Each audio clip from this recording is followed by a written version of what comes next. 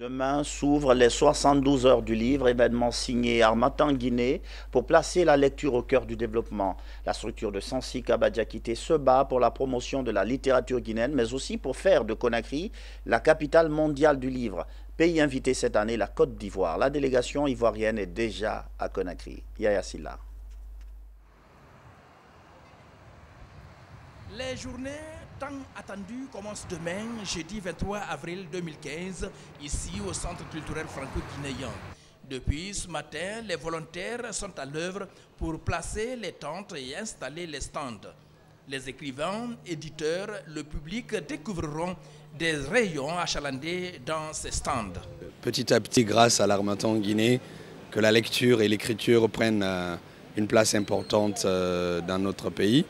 Donc les 72 heures du livre deviennent de plus en plus un rendez-vous incontournable de la culture dans le monde.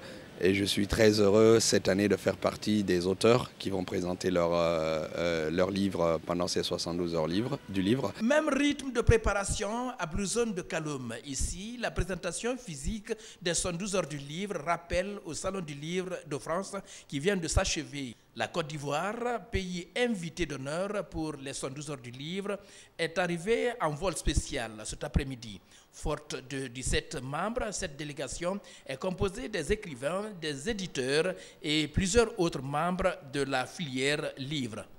C'est une activité que nous avons préparée depuis au moins une année pour répondre à l'aimable invitation du ministère de la Culture et du Patrimoine de la République sœur de Guinée. Et il est intéressant que ce soit une activité culturelle parce que ce que nous avons de plus profond et de cher, c'est notre culture. Et célébrer le livre, c'est célébrer, j'allais dire, ce magnifique outil qui nous permet de diffuser le savoir, de le capitaliser et de le partager. Sous la haute présidence du chef de l'État, professeur Alpha Condé, les 112 heures du livre s'ouvrent demain au Centre culturel franco-guinéen.